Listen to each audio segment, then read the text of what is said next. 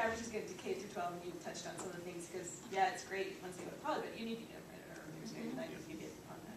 Okay. And we've worked with Youth Force quite a bit in the past, and actually have employees that have, kids that have come in through Youth Force have stayed with us and are now full-time employees of the company. I just mean our public education system, please think about training those kids in high school. Absolutely. Yeah. Yeah, do you hire many workers under H-1B visas? Yes, we do. Yeah, more and more, it seems like. It's a nasty process. It is. It's extremely expensive. I think we've hired three or four people, and I mean, it takes months. I mean, a couple of years ago when we did it, it took a whole year. I mean, quotas they filled up like a day or two. They fill what, 6 months. And how do you find those people, or how do you decide that you want to It's a global economy. Our technical director is actually in Germany. When we met him, he's one of the owners and founders of the company. Our business director is actually Australian. He was in Australia when we found him. So only 2 of the 4 founders of FIFCEL were in the United States at the time. So both of them the Australia has a special visa, but our tech director was on here on H-1B until he got his green card. So Microsoft and Nintendo do a lot of H-1B visas, and so if those people want to leave there and come to the small companies, we have to pick those kinds of things up. We often have a lot of our colleagues work in Canada, and there's a lot of Americans working in Canada and Canadians working here, but you have to get the H-1B visas. Well, the Canadian visa, the TN, they recently upped it to 3 years, which is actually a really big help for those. But I mean, I'm of the mindset of why stop highly skilled people? Period. Why? Why you can never have too many highly skilled workers in your country. So, your immigration policy should just not stop those people from coming. It should make it as easy as possible. Canada might not want the brain drain coming back here. And for us, since we have pretty, fair-sized offices in other countries, we're having more and more intercompany transfers, and so that process is more and more important to us just from an inside the company perspective, because we really encourage people to move throughout the offices, because it shares the knowledge, it shares the wealth, it, creates a community, all of that. And it is quite a process to be able to get somebody from Shanghai to here, or Dublin to here, or vice versa. But on the most part, I think they'd rather hire locally if they had the talent here, but we're just running dry because it's times on talent, so they have to look outside of the So somebody mentioned Austin, and it made me think of South by Southwest Interactive. And I wonder why we don't have something like that, and whether that would be helpful in terms of recruitment and You read my mind. marketing. I actually had that down as a note.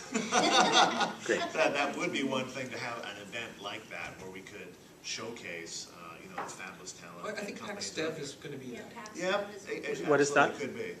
PAX Dev is here It's the first year for PAX Dev. Yeah. So PAX is coming up in August. It was started by the folks at Penny Arcade, who are in Seattle. 60,000 people come to look at video games, board games, any kinds of games that these guys really support, and they've this year added a development conference onto the front of that. In addition, over the summer we have Casual Connect for the casual game developers. It's probably the most well-known and important conference on casual game development. Probably the largest for regular game, core game development, or the game developers conference that takes place in San Francisco. Is probably the one largest event. And next week is the big trade show called E3 in Los Angeles. And those tend to be the big events for the game industry. There are other international conferences, but they do help. I mean, that's a value in terms of Yes. recruitment. And what makes South by Southwest unique, it started off as a film music, and then they added the game thing, so you have all these industries kind of connecting. We've been working with the University of Washington for about a year now, and they've created something called Four Peaks. And it's about technology and community and artists, and they've been doing some of these meetings of like 150 people, and they're highlighting topics, but I think that's the evolution of where they want to go to. So they're starting off small, or with 150 people, it's not that small, but they're getting a following, and I think the end result will be like a South by Southwest, but it'll be called Four Peaks. So we'll see, stay tuned. Yeah, one of the biggest reasons we are participating actually in the PAX Dev is from a recruitment standpoint. It's an expensive ticket to get in, and so the people that are going are really into it. So it could be a good recruiting area for us said, we're having to be more and more creative about how we sort of get into the community to recruit through these various avenues. All right, any other questions? Yeah, this is, I guess, a little more PopCap related, but applies to everyone, is in terms of striking that balance between as you grow and your culture, right? Because as you grow, there's a certain amount of, I guess, controls implied in that. You know, once you have 100 people versus 1,000 people. So I mean, how do you guys like handle that? 'Cause I'm assuming you had a plan, right? I mean 12x in your head count in 6 years. Yeah, Like that's like mind blowing. yeah. So like, how do you even like get your head around that and start? I know, right? I go home tired on Fridays. But, well, it's really, I laugh about a plan because we're not very plan oriented, I have to admit. Like, we're I'm not saying you started out with a 5-year vision, right? But, Yeah. but along the way, you had to make some very deliberate decisions for what Yes. you were going to do and not going to do, right? yes, So yes. like, give me a feel for that. Right, so, I mean, it's, the controls is a really interesting question for PopCap. With having a really creative group of people in our company, it's definitely true that the lawyers and the finance people are vastly outnumbered.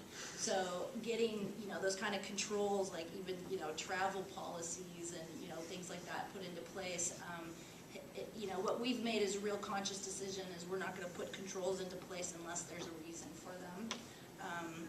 As we look at going public, that becomes a more interesting animal because then we don't have choice over what we put into effect or not.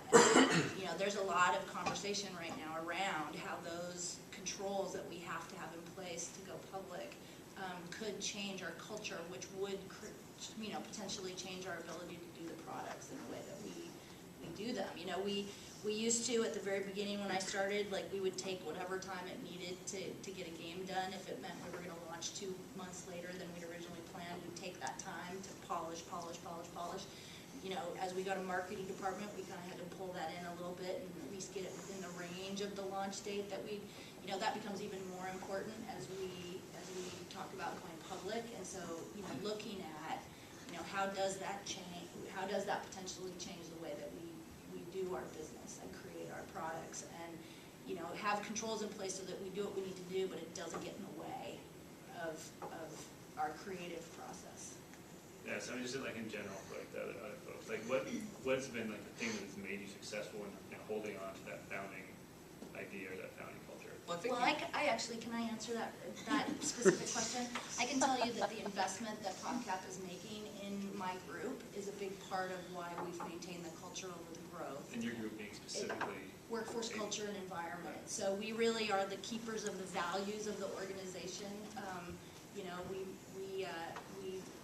We really, we meet with managers on a quarterly basis to talk about how their teams are doing, what the stress levels are like, and we do events to help, blow off some steam or, I've got 6 people here in Seattle and 1 person in each of our other offices that's entire focus is on culture and, maintaining the health and engagement of our employees. Sorry. That's okay. So I think for us it was 2 big things. The first thing was finding like-minded candidates. Not necessarily people that think exactly like you, but people that are sort of looking for the same thing that you offer in your company. So instead of finding 20 people that all kind of want to be parts of different companies and that would end up kind of splitting off and forming subgroups of your company, you look for people that are like, okay, if I were to start a company or my ideal company would be very close to sort of how you're running your company. And then I think it's about sort of where you focus on your hires. Like for us, we started off with 10 people and you knew everybody, you talked to everybody, you hung out with everybody. And then as you got up to 20, 30, 40, 50, 60 people, you really had to shift your priorities to the sort of the managers and the leads because that's kind of your conduit to the rest of the team. And if you have a big hole in one of those areas, that whole department could face some problems. Yeah, and we recruit against our values. We could have somebody that's the most talented technical person in the world. Yeah. If they're not in alignment with our values, we're not going to hire them. Yeah, we have an attitude first policy, so it That's doesn't right. matter. You could be the most award-winning. No egos How allowed. do you gauge that? You gauge it really easily. Right. Yeah, ego is one of the things that Yep. of anybody that I think of at PopCap that hasn't been successful successful, a big ego is the number one thing. And, you know, we actually have my team involved in interview rotations because we can read ego in a second, you know, because we're not the senior VP of whatever, you know, and so we get the real behavior. And so that said, we are also developing specific questions around our values so that we actually do a culture interview alongside the technical interview. It's a surprisingly small industry. I mean, the people you work with and meet, you will run into them again. So, I mean, when you get to a sufficient size and you build your network, like, you can pretty much ask about anybody, you know, unless they're coming That's straight, also true, unless they're coming straight out of school, you know sort of the backstory of what that person's like. So. I think another key aspect when you're starting from a small company and growing larger is that many of the people who are founding the company are not necessarily the ones that are going to be the CEO. They have to turn over the reins at some point to someone who has experience to take it to the next level because, and I think that's a unique aspect in founders and successful companies because it's giving up some of the control, but it's really necessary for some of the larger companies when they have to go to the next level. That's what we've done. I mean, John and Brian and Jason are still very involved in the company. I see John almost every day, Jason pretty much every month, and Brian when he decides to come home from the sun of Miami, we've been here in the office. But our CEO is Dave Roberts, hired a few months before I was, and you know, brings that sort of real business mindset to, that said, he's amazingly supportive of the culture stuff that we do. I get emails from him all the time about ideas of things we can do for our employees, like the video game symphony thing that's about to happen. It's like we're getting tickets for people, so.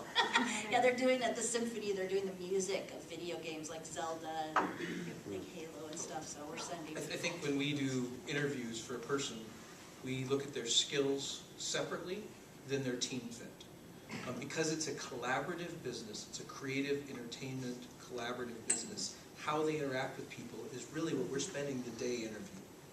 And how well they are able to do the technical or the art is coming from how we look at their portfolio, some questions about some potential issues of how they might solve something. With programming, we give them take-home tests and just say, here's a problem, go show us your work, we'll evaluate your work there, and we'll look at the code and what you did there, and we'll provide some, you know, guidance of what we're looking for. But then the in-person is all about how will you work with the team, because that's as important, if not more important, than your skills. Yeah, I think the impact of a wrong hire for a smaller company is just, it's too immense really to screw up. You know, it really is. I mean, maybe a larger like PopCap, maybe it's not, but even then I think it's still significant depending upon the role. So I think what you're hearing about the kind of the longer or more stringent interview policies really pays off down the road when you know you got the right fit, not only from a technical but also from a cultural standpoint. So, Joe made a good point too. You got to be careful when you think this way, and a lot of us in the industry do, to not go looking for people who are just like you. You want diversity of opinion. You want diversity of background and culture. You want your staff to look more like your audience if possible. I was the fourth woman hired at PopCap, so I can. But, I mean, you want that. Now, we've put out, I don't know, dozens of programmer applications, and we've only ever had one female applicant who got a job somewhere else before we could have the interview even. Yeah, diversity is a huge. So just the workforce isn't necessarily there even when you're looking for it. Yeah. And that's, you know, it's different on production, it's different on art. But that's just one example. But I think there is a difference between they're like me and they can work together in a group. And you have to be careful between those things. Okay, Norma. Okay, you've answered a lot of the questions I have about hiring. I'd like to hear from each company about how many actual job openings you currently have, and two, what kinds of openings? Are they for artists, for technical folks, programmers, etc.? Let's see. I didn't check before coming here exactly how many jobs You may are not available. know, just kind of get. And we've actually filled quite a few recently in terms of a new controller, CFO, CEO as well. We actually just hired a very good hire, actually, with a very strong background in the gaming industry from the area, which is fantastic. And again, someone from history at Microsoft that worked on the original Xbox. But I don't know, I'd say we probably have 2 or 3 positions open right now. I would say it's probably like QA, testing, maybe someone from the art group too. But that's just offhand. But you can always go to herinteractive.com and you can check there. Okay. Sure. What's that? Sure. Your employee churn. Oh, we have very, very little churn at our company. It's actually amazing how often that we do not lose anybody. People love it.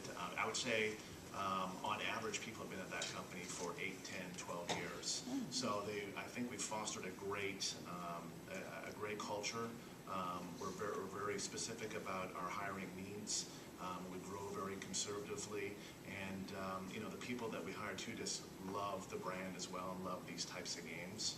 We're probably one of the very few, if not the only one, maybe in this area, that actually have more female employees at our company than male employees. Now, based on the brand, that doesn't necessarily surprise you. However, in this industry, it's pretty rare. Yeah. It really is. Yeah, we have, I think, 3 open positions, and they're all very senior. They're all director, we have an audio director, a lead concept artist, and then a senior programmer. We have sort of our growth plan for, by mid-2012, probably another 40 positions, but that hiring can start to look fall winter or early parts of 2012. Right now at Hidden Path, we don't have any open positions. In the last year, we added 7 people, I think lost 1. And we're having conversations right now about opening 3 new positions in the next 3 months, and maybe another 6 or 7 in the following 4 to 5 months past that. It depends a lot on the projects and what ends up coming through as funding, those kind of things. We have 29 positions open in the Seattle office. I just pulled up the weekly report to actually count, because there's that many of them.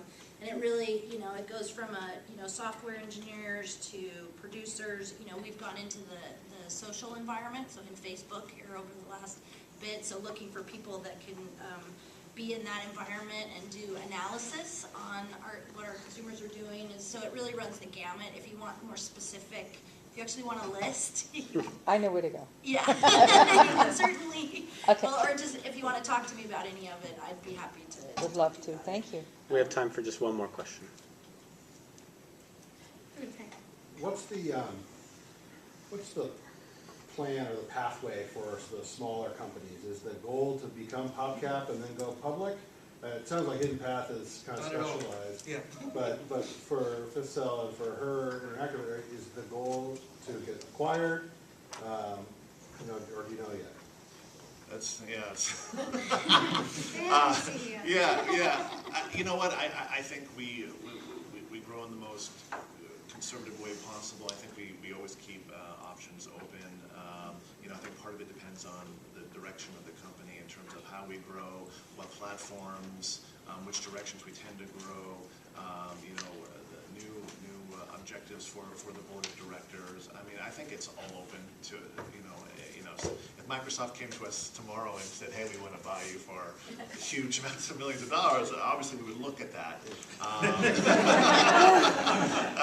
Same as, we'd love to get as big as a PopCap, and even, to consider going IPO. I mean, it would be amazing, but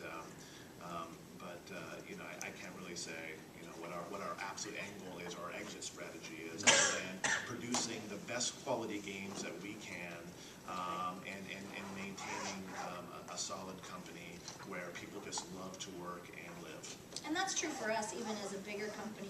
We're not looking to go public or get bought as an exit strategy. We would only make the decision to do either one of those things if it supports our long-term health as a business to make great games.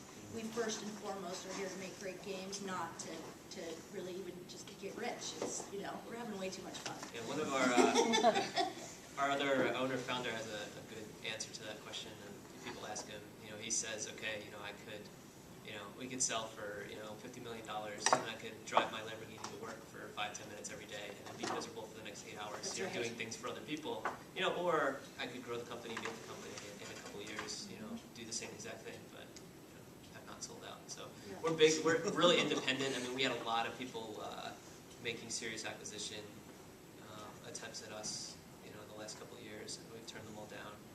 So, Yeah, us you know, too. I mean, it's just like, what do they offer you? Like, what do you want to do? You know, and with PopCap's case, like, they've been crazy successful for a really long time, and, you know, going public, I have some, a cousin that went public, you know, complete fiasco, lost control of his company.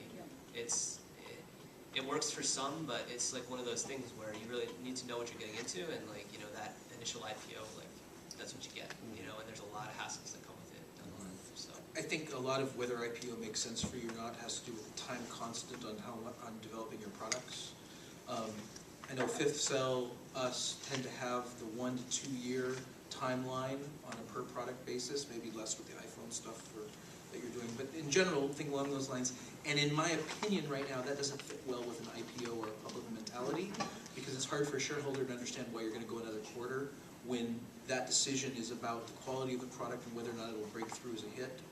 The PopCap games, you guys do take longer than most in your industry, but still it's a shorter time scale, and so your impact by the public shareholders and the number of products they have for a portfolio to keep the flow very balanced makes more sense. For us, it would be about the number of products that we're making, how long they take to make, and what's our creative control on trying to make the best possible product. And I see that being much harder to do in our situation in a public. But there's still exit strategies, whether it is acquisition, whether it is profit simply from making hit products, whatever you want to look at. I think, again, we're in the entertainment business. And there's a lot of examples out there of when acquisition or certain exit strategies have happened that have killed the ability of that business to make good entertainment. So the big negotiation, actually, in my opinion, isn't about the money.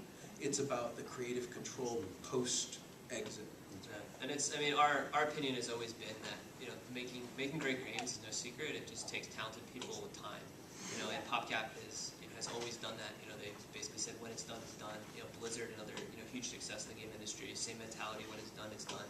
You know, you can't do that if you don't have the talent to make it, because then it'll just be going on for 5, 10 years and nothing will come out at the end. But if you have a talented team, you need to give them time, and at the end of the day, they'll come out with a good product. This is a very passion-driven industry. Yes. As you can see, you can Yes. I mean, people are in it because they love it, and I think whatever exit strategy they have, whether they're selling or going IPO, as soon as they've done their contractual time, I guarantee you most of them will start their own company again or do something that they love because they love it so much. And I think we're out of time, so thank you. Thank you.